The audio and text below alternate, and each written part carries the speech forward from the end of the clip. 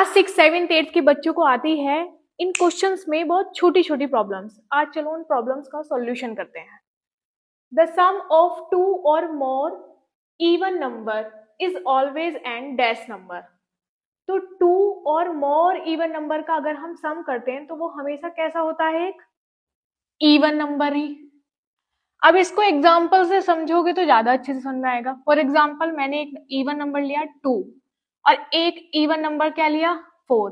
अगर मैं इन दोनों को ऐड कर रही हूं तो कितने आएगा, 4 2 6।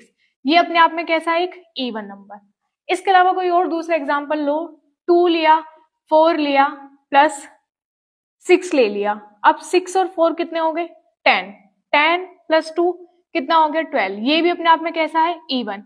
इसका मतलब है हमारे पास एक कंक्लूजन आ गया है कि अगर मैं इवन में इवन को ही प्लस करते हैं तो वो हमेशा कैसा होता है, इवन नंबर, राइट। इसी तरीके से देखो ये, the sum of two odd number is always an, कैसा आएगा, जब कभी दो ओड नंबर का सम करते हैं तो कैसा नंबर आना चाहिए।